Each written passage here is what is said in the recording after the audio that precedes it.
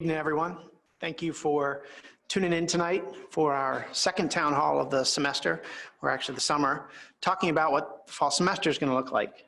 For those of you who don't know me, my name is Kevin Hughes. I'm the Vice President of Student Affairs and Dean of Students. I've sent a number of emails to our students over the years.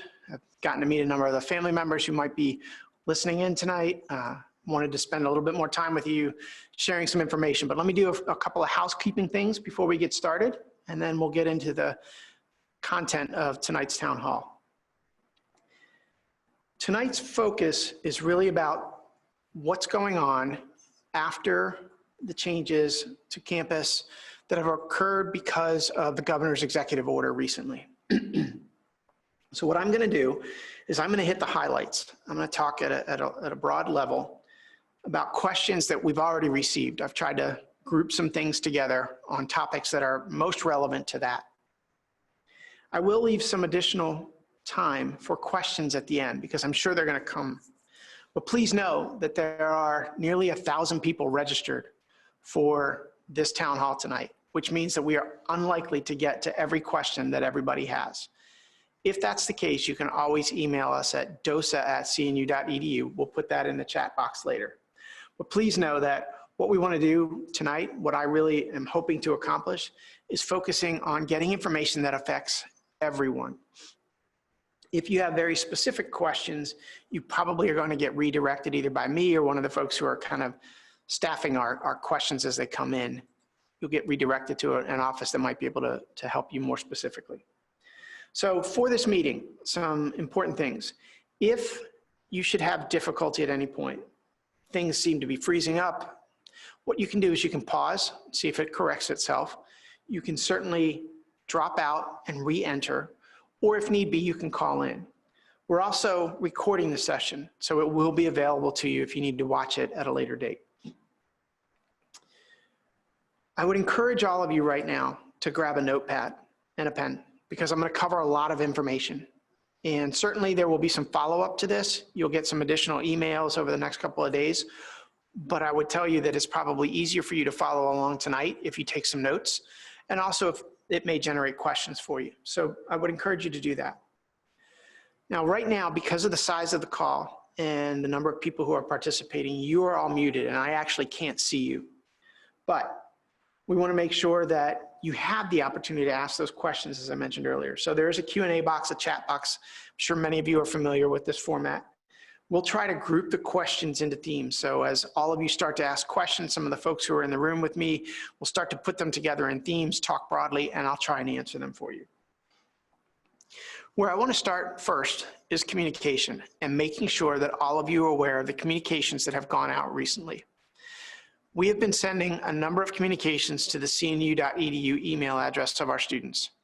That's where we try and target things. Now, for the family members online, sometimes those things also get posted and you are able to access them. But please, I encourage you to talk to your students, make sure that they have the information and that you're getting the information.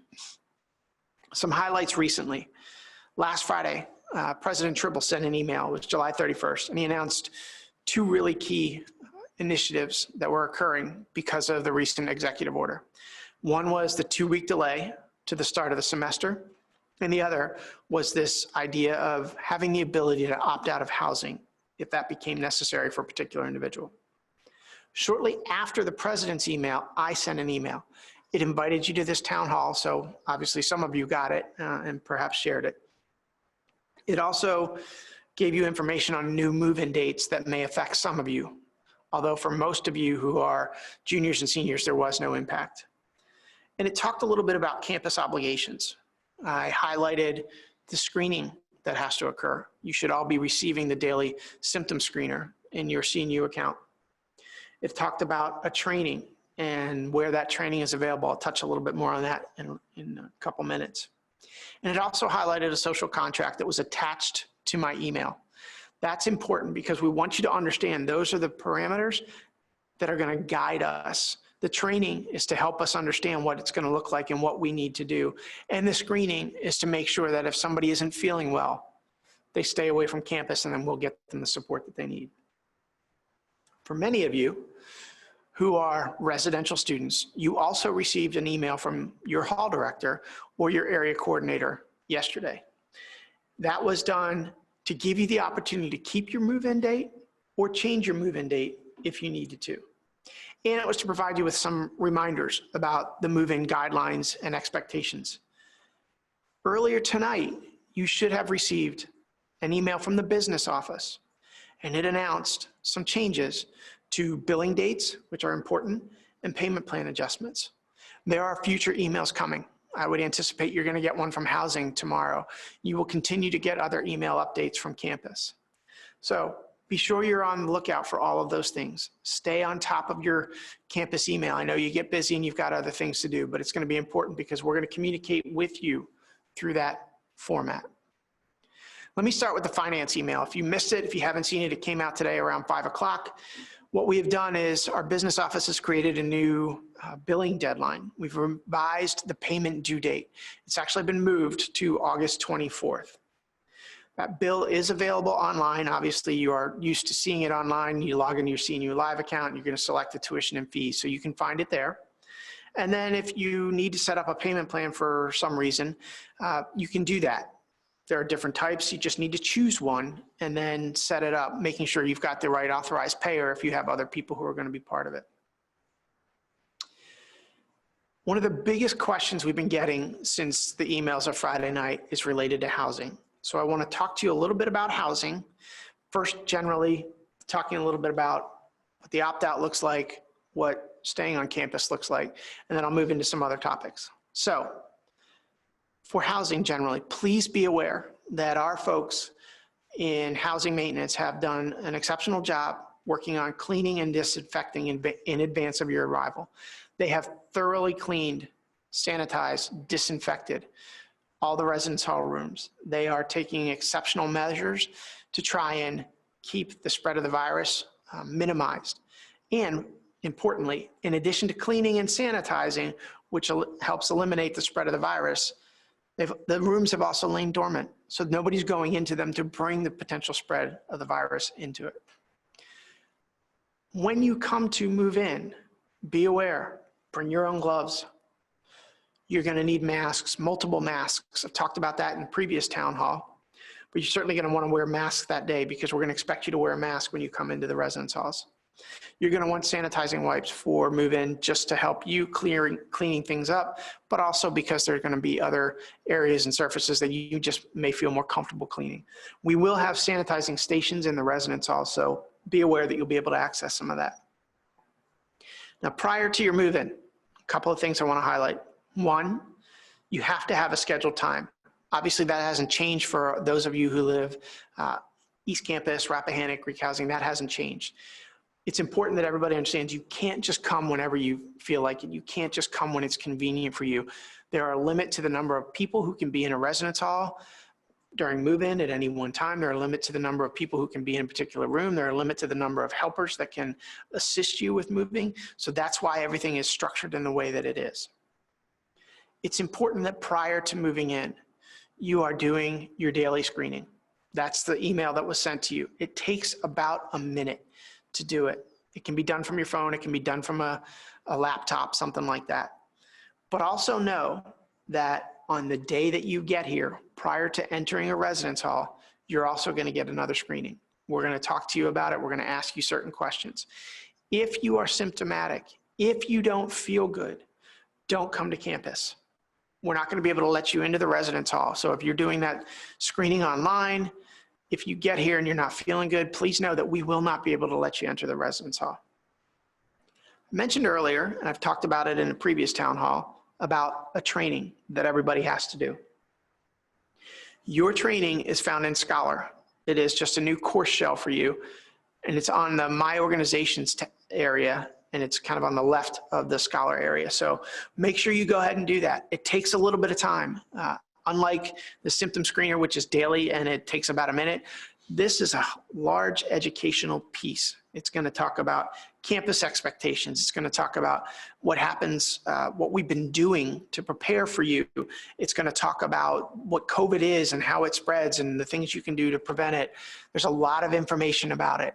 So you're going to need to allot yourself some time to make sure that you complete it. If any of you are, unfortunately, one of those folks who has been infected with COVID, you are going to need to provide documentation. You need something from your doctor that says you are cleared and able to return to campus, including your test results. So if you've got test results that say you were negative, that's important. We want to make sure that you have been cleared, you're negative, you're good to go to come back to campus. Opting out of housing probably was something that most of you were not expecting that would be an option. So I want to tell you about what that looks like so that when you are trying to make a decision on what makes the most sense for me this semester, you're aware of what it means. You will have a deadline by which you must make that decision. That deadline is Wednesday, August 19th. That is the last day to opt out of your fall 2020 housing obligation.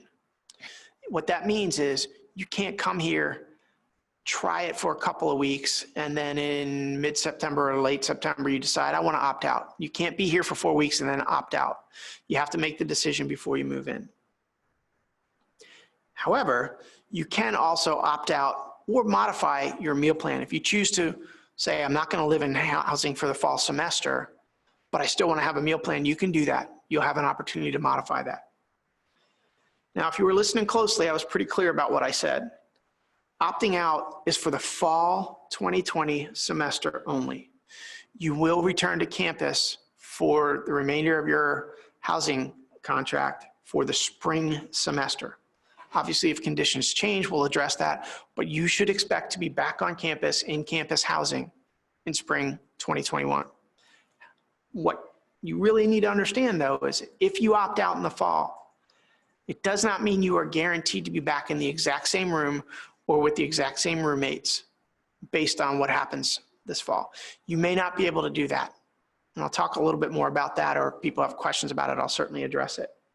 But it is unlikely that you would return to your room or roommate based on how we do some de-densifying. Some of you have residential scholarships, be a PLP or honors or presidential or something like that. If you have a residential scholarship and you choose to not live in campus housing for the fall semester, then your residential scholarship will not be applied to your fall bill.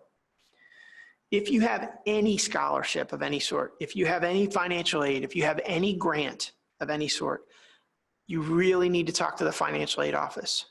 You want to make sure that you understand how your financial aid, your loan, your grant, whatever, is going to be impacted if you choose to opt out of housing. I just want to make sure that you have the information up front because it's a factor in what you may choose to do. One of the questions that we've been getting is, will we do what's called a forced consolidation? We really are not planning on doing that at this time. A forced consolidation would mean I'm taking one person from a room and another person from a room and putting them together. We're not doing that, but what we will do, and this relates to why you may not be able to have the same room or roommates, is we will do a de-densification. If we've got 2 people who are living in a room and the next door room is empty, we may move one of those people into that room. That's important because it allows us to de-densify, which makes it a little bit better for everybody. I want to make sure you understand what that means for you. You will have housing in the spring, but if you opt out, it may not be exactly what it looks like because we are trying to make sure that we can de-densify. Now, perhaps you are, I'm coming back, I'm going to live in my residence hall room, but your roommate isn't so sure, and he or she chooses to opt out. You may be asking yourself, what does that mean for me? Am I going to now get charged for a single? The answer to that is no. What's going to happen is whatever your contract term is right now, if something changes because people are opting out, it won't affect how you will be billed for your room rates. So if you have a single right now, you're still going to get billed for a single. If you have a double right now and your roommate opts out, you're going to get billed for a double. So keep that in mind as you think about making your decisions. Now, most of you have been contacting us and saying, I still want to live on campus, but I got some questions. So I want to try and answer some of those, what it looks like and how that may factor into what you decide to do. If you remain on campus, one of the questions we get asked is, if it flips to online, am I going to be able to stay in my room? And the short answer is, it depends. It depends, but know this, it is our intention to have you remain in housing throughout the entire semester. If conditions change, it may not be possible. If, for instance, the governor orders it, kind of like what we had last March, we can't control that. And we have to abide by whatever the executive orders are or any other guidance that is required. If there's a way for folks to stay, then certainly we want to make sure that that can happen. It's a little bit easier to do that if you are living in a 10 or a 12-month contract where you have kitchen in your apartment. That's a little bit easier to manage because we don't know what services may get limited by any orders that come down. But we are going to try to have all of you remain in campus throughout the semester. If, however, the residence halls have to close, in other words, there's just not an option, people have to go, what happens then? And one of the questions we keep getting is, what's it look like financially? So we've set up our rebate structure, and I will share it with you now. Take good notes, but know that we'll follow up with this in writing for you so you have it. If the residence halls have to close, there will be a 60% rebate on housing and dining fees through the end of the third week of the semester. So currently, that is September 18th.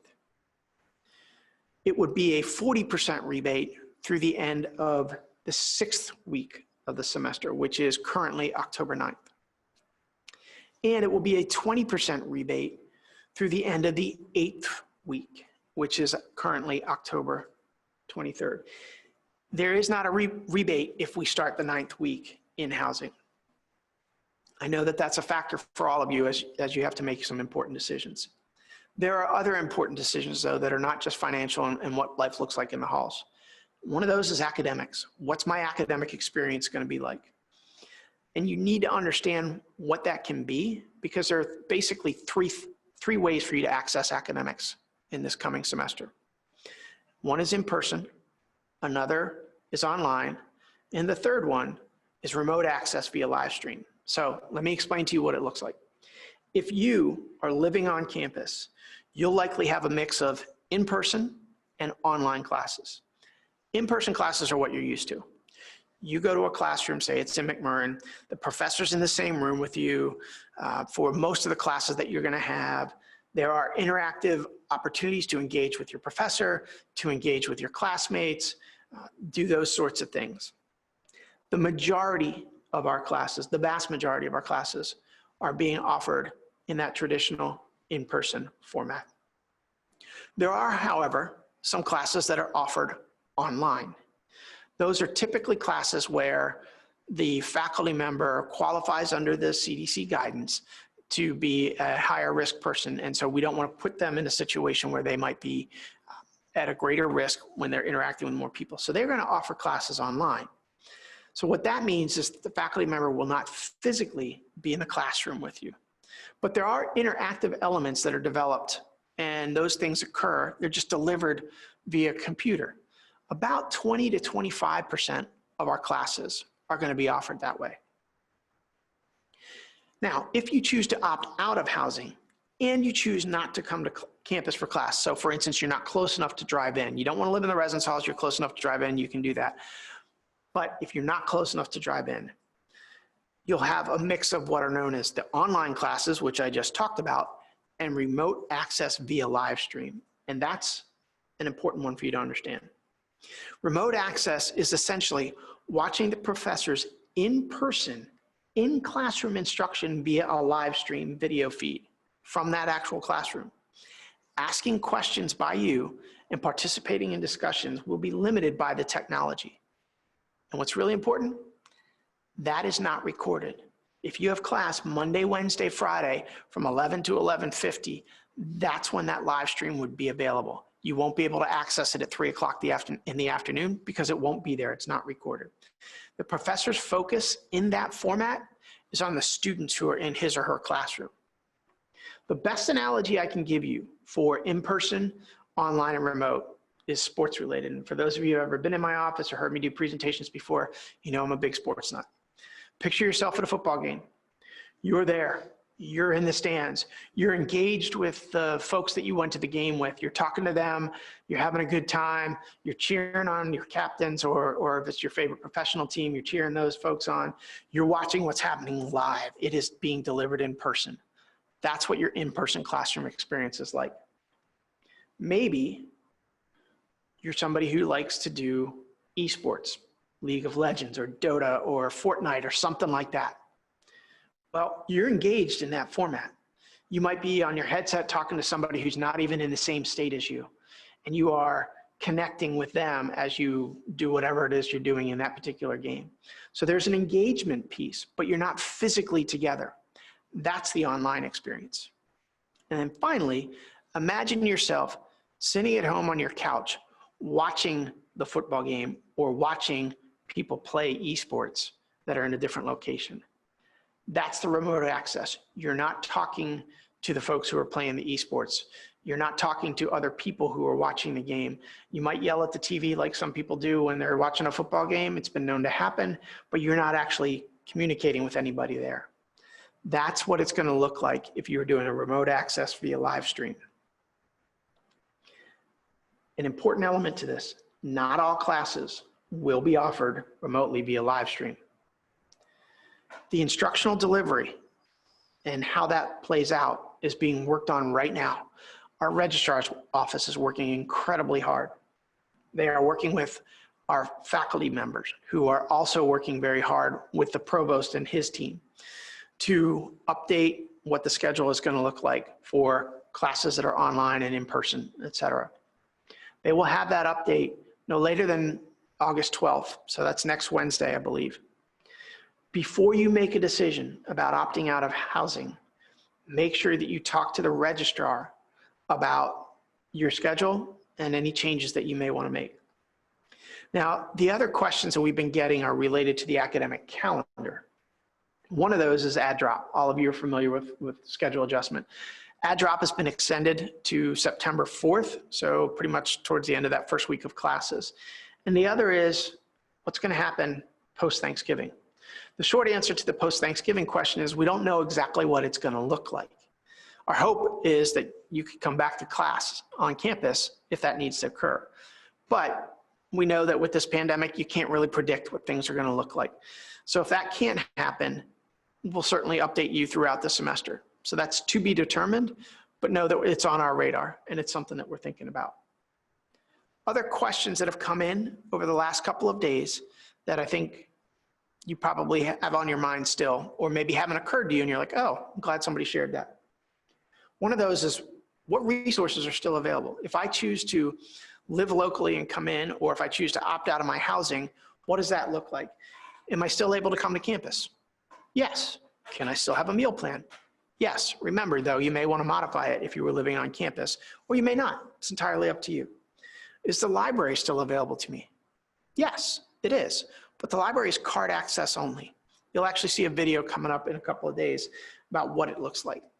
But if you are going to come to campus and what is required of you every day, whether you are on campus or not, whether you are local or not, whether you are planning to come to campus in a week or just that day or something like that, you have to do the symptom screener every day. Yes, that includes the weekends. I put that in the email. It takes you about a minute to do it. The reason for it is because we need to make sure where you are in terms of your health and if there are other resources or things that we need to put in play. And we're not going to know that if you're not finishing it. So make sure that you do that. If you should test positive for COVID, or even if you're just going to get tested, a doctor has told you, I want you to get tested, you need to notify us in Student Affairs. Again, so we can put some of those resources and protocols that we have developed in place for you. We have also been getting questions about what's campus life going to look like now that we've moved to phase 2. And will there still be stuff for us to do on campus? Yes, you can still hang out on a great lawn. Yes, you can still throw a football or a baseball, or I know a lot of you are into spike ball. It's a lot of fun to watch you play. You can still do those things. But You are going to have to physically distance. You are going to have to wear masks inside and outside. You are going to have queues in lines, like if you're going into the dining hall. You will be able to have group gatherings, but rather than a large group, you're going to have a series of small groups. So I've got a number of my colleagues in student activities and orientation and student engagement that have been working on different ways to offer events. So for instance, we may have had an event that we could have 150 people at. We're not going to be able to have 150 people because the governor's guidance doesn't allow us to do that right now. And that could change in a couple of weeks, but not right now. So our plan would be, how do we offer this in 3 time slots of 50 so we get the maximum number of people who can be exposed to it? So those are some of the things that are happening on campus. I'm sure that there are a lot of questions, but I want to leave you with a couple of thoughts. We have expectations of you. They're spelled out in that social contract that I attached to my email the other day. You're going to have to follow the guidelines, like wearing masks and physical distancing. And if you're in class, you're going to choose your seat that first day, but that's your seat for the semester. You can't move around. You're going to have limitations on people who can be in their residence halls. And you're going to walk across campus and you're going to see distance dots and directional signs and plexiglass and things that I talked about in the last town hall. You'll see touchless temperature stations, and you're going to have that symptom screener and a lot of sanitizing stations and those sorts of things. We've put all these things in place, and the analogy that I've used recently is it's like a Jenga tower. If you ever played the Jenga game, all those things together make a tight tower that's solid. If you start pulling those pieces out, if you start doing things that aren't consistent with that, the tower becomes unstable. And so we're going to expect you, and you should expect me, and we should expect our faculty colleagues, and we should expect our colleagues in athletics. And we are going to have to do a lot of work to make sure that that Jenga tower stays strong. We believe we can do it. We're confident that you are committed to us and being back here on campus and being able to make that tower strong. I know we've got some questions, so I'm going to pause. I'm going to do my best to make sure that I repeat the question and then cover as much as I can in the time that we have remaining.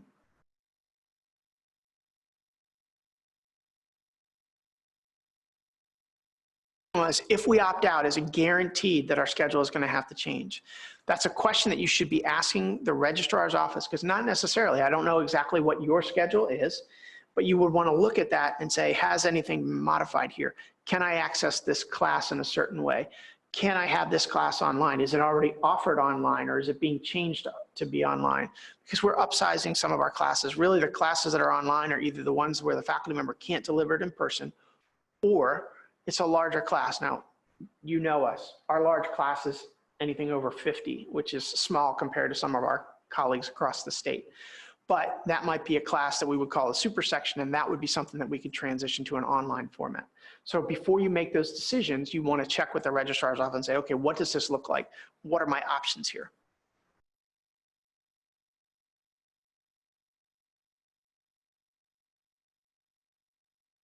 So there were questions about what might not be online or live stream. And it included things like dance and labs and stuff like that. I know that our faculty in arts and humanities have worked really hard to still be able to offer those dance classes. They've come up with different ways. Those of you who are performers, musical performers, whether it's instruments or vocals or something like that, there's some protocols in place. It's going to look a little different, but they have identified ways to do it. However, those of you who are in labs, think about the lab. Think about the type of lab. Is it something that could be accessed virtually or not? Some of you may have a lab that takes you out to an estuary. That's not really going to be something that we can live stream. So that's why earlier when I was saying that not all classes are going to be able to be offered remotely via live stream, that's a good example of a class that probably isn't going to fit very well.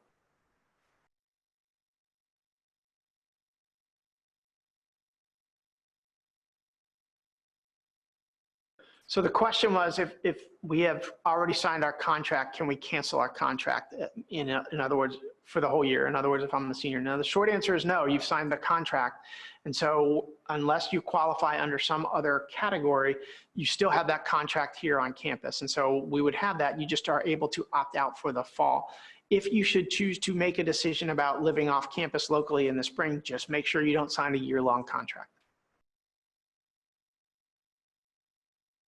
Question was, are we guaranteed housing for the spring? Short answer, yes. If you opt out of housing, we will have housing available to you in the spring.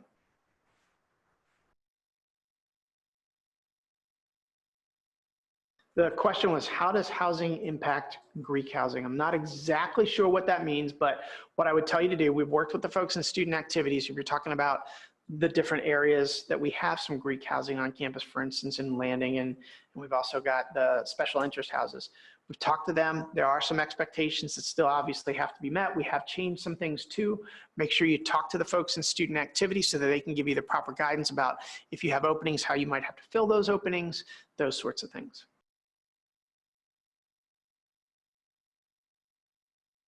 So, good question. If our roommate or suite mate opts out, will we be getting a new roommate or suite mate? Not necessarily. It's possible depending on how the room is structured. Imagine again, if you've got you on one side and you're the only person left because your roommate left and the two roommates, your suite mates on the other side also left, you would probably get somebody over there. But it doesn't necessarily mean that we're going to put somebody new in your specific space.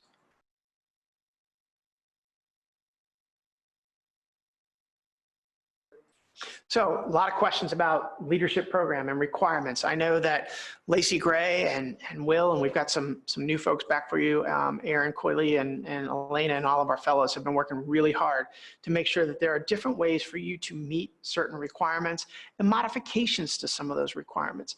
Obviously, it's hard to go out and do service right now because some of the agencies really don't want to put people at risk, especially depending on what agency you might be working with and what track you're on. So there are other ways that they have found to offer some of those requirements.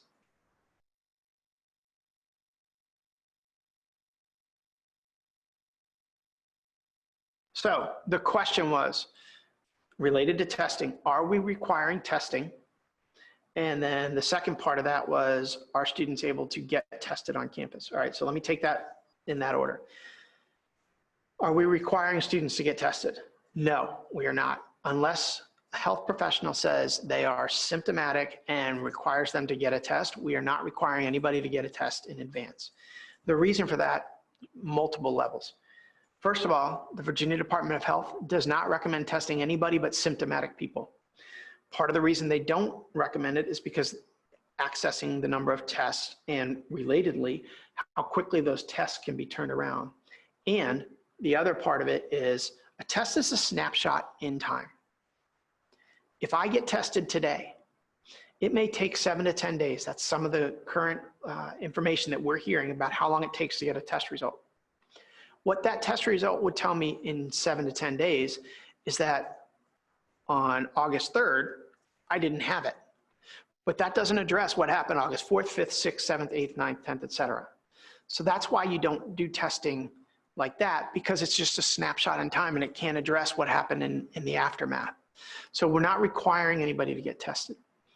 If we have a student who needs to be tested, in other words, you've accessed our telehealth system, which will be available to you. I'm going to tell you right now, if you've used our clinic, you've created a MyChart, you're ahead of the game. If you haven't, there's a way to build a MyChart. We'll communicate that information to you in the future that'll allow you to access it a little bit more quickly. If you have to get tested, we'll direct you to an area that can be doing tests. It is actually a local MD Express that has agreed to test our students.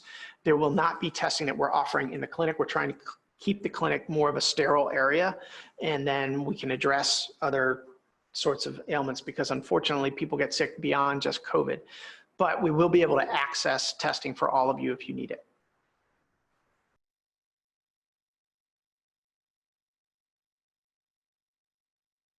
Question.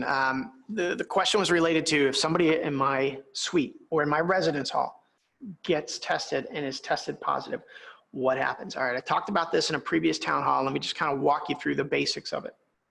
Any student who is being tested goes into isolation. Basically, isolation means you need to have a single bedroom and a single bathroom that you're not sharing with anybody else. If that person goes into isolation, even if it's just to be tested, we don't know the results yet, then what we have to do is put some things in place for you. How do you access class? How do you get food? What about your trash? How do all those things happen? How do we tell your faculty members? We assign you a case manager to help manage that. If that person has been living in an apartment or a Jack and Jill style suite, bath, et cetera, those other folks are being quarantined. What quarantine means is that they have not been tested and they're not being recommended for tested, but they've been exposed. Imagine if it were at home. If you are currently at home and you've got a family of 4, like I do, if my daughter gets it, we're going to have a separate bathroom for her, a separate bedroom for her. She can't really come out of that area. We'll have to provide stuff for her, and the rest of us will have to stay away from her. The quarantine would be the rest of us can't come out of the house. In this case, let's say you live in Warwick and you have a roommate who has been tested. That person goes to isolation so they can have that single bedroom, single bath. All of you stay quarantined. We've got to do the same things. We assign you a case manager. We make sure that you have access to your classes. We make sure your faculty are aware, not necessarily what's going on, other than you just need to access something remotely for a period of time. And we provide you the services that you need. So that's generally what's going to happen. If it expands beyond that, there is some contact tracing. That's a principle that is directed by the Virginia Department of Health. They will notify other people based on their conversations with the person who was actually infected or tested. Say, hey, you need to quarantine, or you need to be tested, or something along those lines. That'll be directed by the Department of Health, and they'll contact people individually who are exposed. Just because somebody in the residence hall gets it doesn't mean that you have been exposed. There are certain criteria that have to be met in order for the Department of Health or the CDC to say, yep, that qualifies as somebody that we need to quarantine and we need to do more with.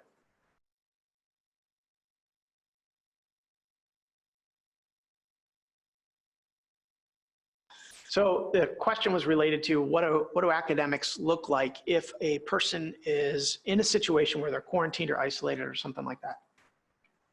And especially if they're just too sick to do it.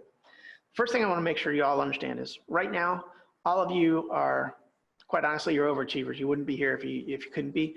You worked really hard. You pushed through things when you weren't 100%. This is not the time. If you're not feeling 100%, don't come out of your room. Do the screening. Access telehealth, do those sorts of things. If you get isolated, especially if you get tested positive, and it takes a little bit of time for us to find out, and for you really to find out if you've been tested positive, we'll make sure that you can access classes. That'll be kind of that remote access, watch the class experience, unless it's already an online class. Then you can still engage as much as you are capable of. If you are sick and under the weather, you need to make sure you notify your faculty member. Now, we will already have prepped your faculty member that, hey, this person, Kevin in this case, needs to access class remotely for the next 14 days. If I get to the point where I'm too sick, I'm telling my case manager that. My case manager can notify my faculty members that Kevin's just not up to snuff right now. And we've all had colds and flus and stuff like that where we just feel completely wiped out. We notify your faculty members so that they can work with you once you are good enough, healthy enough to return to class. And there is a process that you have to go through in order to return to class and returning to your original residence hall room. And it requires clearance, and we will be checking with you and making sure that you are healthy enough to do it. And if you're not, then we'll work with you and your faculty member on what the rest of the semester could look like. So there's a question about what would dining look like, and I know that's important. I'm going to tell all of you right now, hear me clearly if you paid attention to nothing else. The Mongolian grill will still be here, so you will be okay. There's actually some additional information that's going to come out in the next couple of days, and it'll show you we're going to have things that you have to be aware of. You're going to have to wear a mask. There's limited seating indoors. You will have more takeout options and requirements, but you will also have pop-up cafes, for lack of a better word. One will be over in Peebles and the other will be over in the Freeman Center, where it's a lot of grab and go, where prepackaged meals will be available to you. Wherever you go, you're going to have prepackaged utensils. You're going to have to wear your mask. You're going to have to do the distancing. So even if you come in with a friend, you're going to have to stay that 6 feet away, get your stuff, and you will find that there are a lot more places to eat on campus because we put more tables outside. We put them in different locations that perhaps you're not used to. Picture the second floor of the DSU. Now there's a whole bunch of tables out there where a person, or if it's long enough, 2 people could sit and be able to eat. So you're going to find a lot of that sort of stuff. What you won't find are things that perhaps you were used to, like salad bars, right? everything that is self-serve and buffet style in the past, whether it's on campus or at local restaurants, it's pretty much gone away because there's risks involved. You will see plexiglass all over campus. You're going to see it if you go into the Center for Academic Success. You're going to see it if you come into our Student Affairs office suite. You're going to see it if you go into the dining halls or something like that. You're going to see a lot of plexiglass. You're going to see a lot of folks in masks, gloves, all that sort of thing. So it's going to be a little bit different, but the food's going to be there for you.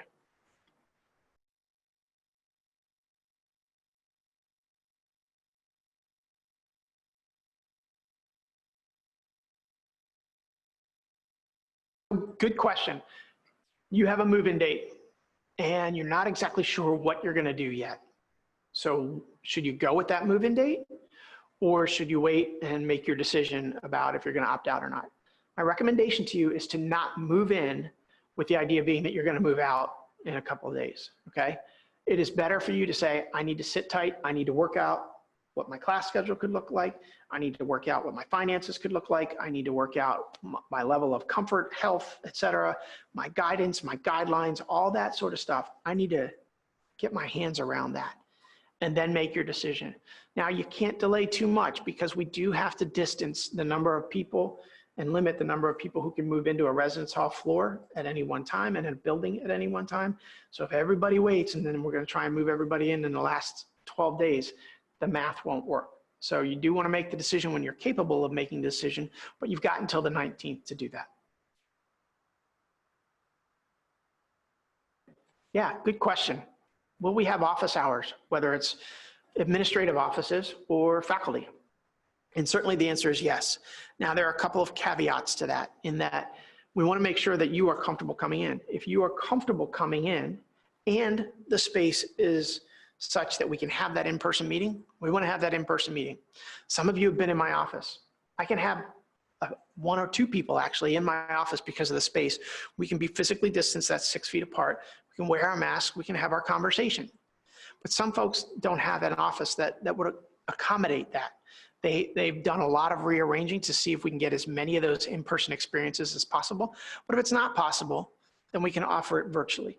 Or it may have to happen somewhere else where that physical distancing can occur.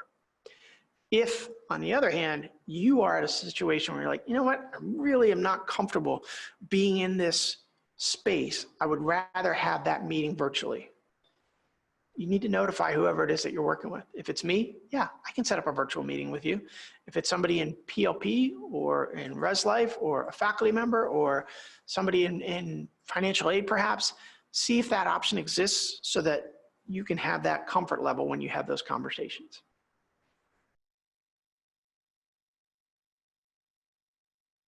Question about enforcement. What's it look like? First thing you need to understand, read that social contract. All of us are in this together. If I'm not wearing my mask and you see me walking across campus, I'm expecting you to call me out on it. And if you're not wearing your mask, I'm going to call you out on it. We're going to expect that everybody does the things that are required here in terms of the screening, the sanitizing, the mask wearing, the physical distancing, all that kind of stuff. In the end of that social contract, we talk about some very basic stuff. If it's something that you can't adhere to, then you won't be able to access class in person. You won't be able to live in the residence halls. If you consistently refuse to abide by the guidelines, you won't be able to be here. And if I consistently refuse to not abide by the guidelines, I wouldn't be here either. So keep in mind that this is something we have to do together. We have to make sure that we are doing what's best for each other. And if we can't, then we don't get to be here. And this is a pretty good place to be. We've missed you. It's been great to see some of our students back on campus now. There's a couple hundred of you that are here now, and it certainly feels good to be back here.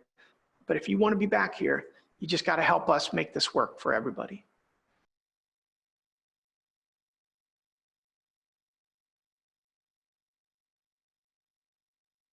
All right, so the last question that we've got is related to the academic calendar. What's it going to look like? What are some things that they should do? That sort of thing. So remember, classes starting 2 weeks later. Add drop is extended to September 4th. We're not exactly sure what post-Thanksgiving is going to look like right now because we don't know if it's going to be in person or there's some other options that are available to us. All of that is being worked on right now. The registrar's office, the provost office, individual faculty members working with the provost office to talk about how they construct classes so that we have different options available for you. All of that is being addressed. It will come out by Wednesday the 12th to give you a better idea, and then it'll be stretched out so you can see what the semester looks like. It's going to be important that you use that as you make a decision, because ultimately what we are trying to do is have as many classes in person as possible. We've got about 20 to 25% right now that are online. The rest are the in-person experience. Yes, it's going to look a little bit different because we're all wearing masks and physically distanced and all that kind of stuff. But we know that that's the type of experience that we want to offer. And we want to offer as much of that as possible. So follow up with the registrar, look for that information from the registrar's office. If you need to make changes, you want to make sure you're talking to them and understanding what you're seeing. So you're not just opting out of something and putting yourself in a spot where you're behind or you don't have enough of the credits that you need or something along those lines. So there's going to be other questions that you're going to have. We grouped as many of these by large themes as possible. We'll put some information in the chat room about where you can email them.